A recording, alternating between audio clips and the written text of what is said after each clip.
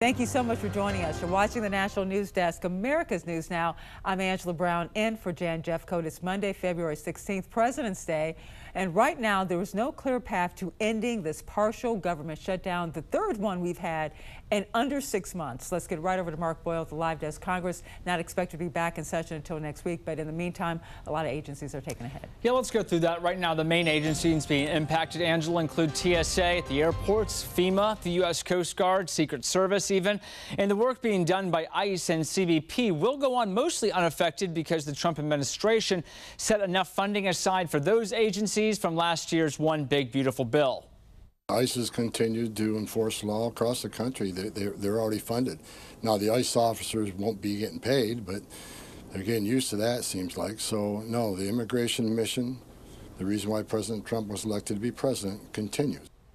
Now, the DHS employees who aren't being paid are still being required to show up for work because their job is deemed essential. Still, there seems no compromise between the White House and lawmakers is close at all. It threatens to drag this whole thing out much longer than expected or anticipated. Democrats in the Senate have held up DHS funding as they demand policy changes for how ICE agents conduct themselves. Some of those included no roving patrols, ICE agents blocked from entering churches, schools, or polling places, and no more masked agents. Now, following the death of Alex Preddy back in January, DHS did make some changes. They're now having their officers wear those body cameras on their chests while they're out doing operations and enforcement. Some GOP lawmakers have spoken out against ICE officers not wearing masks. They say they're just at higher risk of being doxxed or harassed in the public. So we'll keep a close tab and watch on this story as new developments come in this morning, Angela. And while 97% of the government has been funded already, the shutdown could impact you at home, like at the airport, for example. House Speaker Mike Johnson posted on X, quote, "Here we go again. The new Democrat shutdown, this time of the Department of Homeland Security, will hit some very important programs like FEMA disaster relief, response, TSA security lines, and Coast Guard operations. That means delayed disaster aid, airport chaos, weakened law enforcement. Democrats are once again risking public safety just to stage a pointless political stunt." And let's now talk about this partial government shutdown remains in effect this morning after Democrats refused to advance a funding deal for the Department of Homeland Security. The shutdown impacts funding for a whole bunch of agencies, or you can see it right here. You have TSA, FEMA, Secret Service, the Coast Guard, but not for ICE or Custom and Border Protection. This is how we keep Americans safe. We keep them safe through FEMA. We keep them safe through TSA. We keep them safe through the Coast Guard. We keep them safe through Secret Service and so many other things that are funded through this department. Look, they have created this environment by their rhetoric and their failed policies. What they're really holding out for is hoping that we'll cement the failed Biden border policies of the past, and it's not going to happen. Well, the National News Desk, Ultra El-Nashar breaks down the cellmate and where funding talks stand right now. Good morning, Ultra. Hey, Angela. Democrats here on Capitol Hill insist that DHS appropriations must include changes to ICE after high-profile confrontations on the streets of American cities, like the killings of Renee Good and Alex Preddy.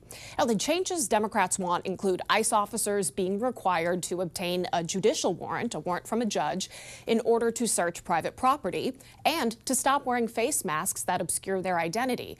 White House border czar Tom Homan calling these asks unreasonable.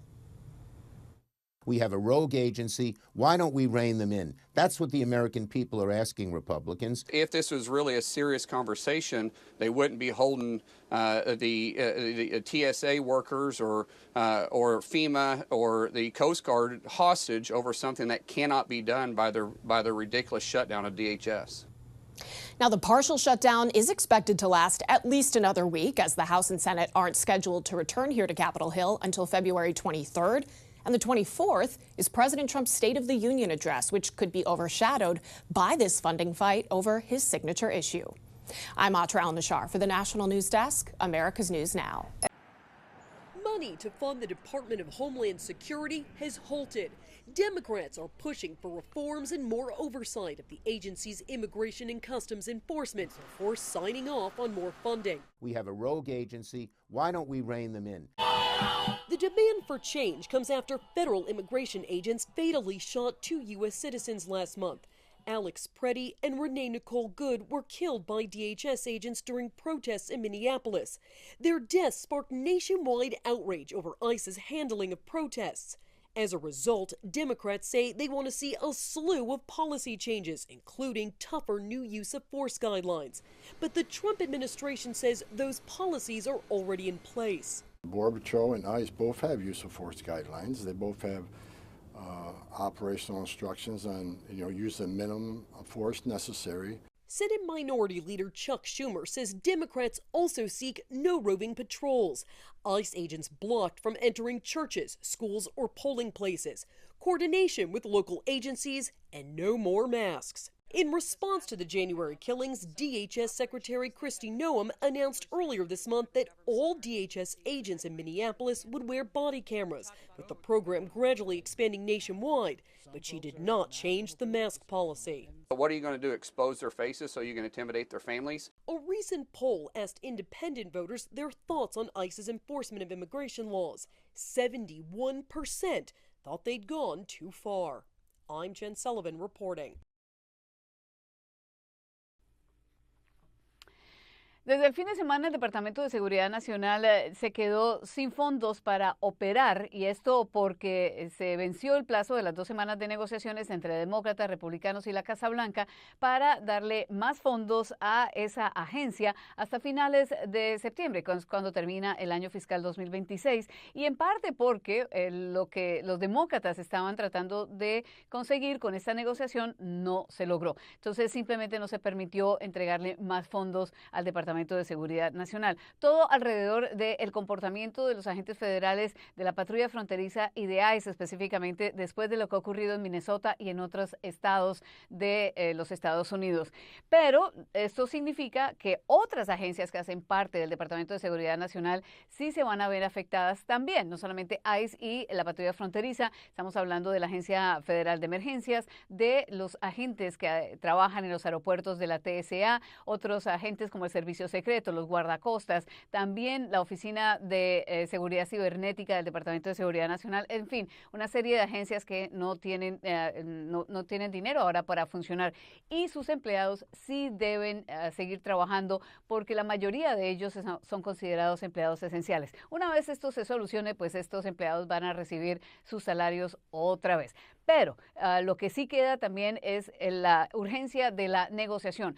Los demócratas dicen que hay suficiente dinero para que puedan seguir operando. Los republicanos dicen que precisamente eso, que ICE y la patrulla fronteriza recibieron mucho dinero el año pasado en otro paquete legislativo que fue aprobado por los republicanos. Entonces, esto es un ejercicio inútil porque lo que está haciendo es afectando negativamente a otras agencias y no necesariamente a ICE y a la patrulla fronteriza. Por eso, el SAR de la frontera dice que los operativos de inmigración, de deportaciones, etcétera, van a seguir porque ICE tiene suficiente dinero. Entonces no está claro qué va a pasar de aquí en adelante. Por ahora no hay negociaciones porque demócratas y republicanos de Cámara y Senado se fueron por un receso de 1 semana y tampoco hay interés de avanzar rápidamente, por lo que estas negociaciones seguirán, y también la paralización de una agencia muy importante en los Estados Unidos también se mantendrá por unos días.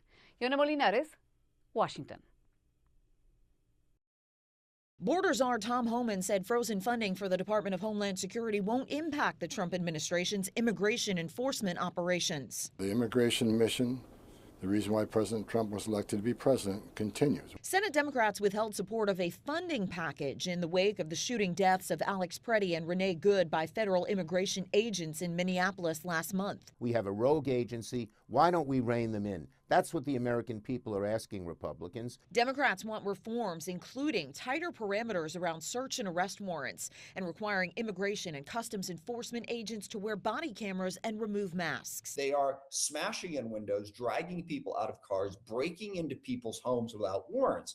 We need protection against that. Republicans note ICE is already funded via last summer's so-called Big Beautiful Bill, and other DHS agencies will feel the shutdown's brunt. This whole thing about shutting down DHS to prove a point, I think it's political theater, to be honest with you. Meanwhile, Homan said he's boosted internal affairs personnel in Minnesota to investigate misconduct allegations among immigration enforcement officers. I said I was bringing in more internal affairs officers to review the allegations, and those allegations are now being investigated. Most DHS personnel are considered essential, meaning they're on the job but without pay until a funding agreement is reached. In Washington, I'm Karen Kafa.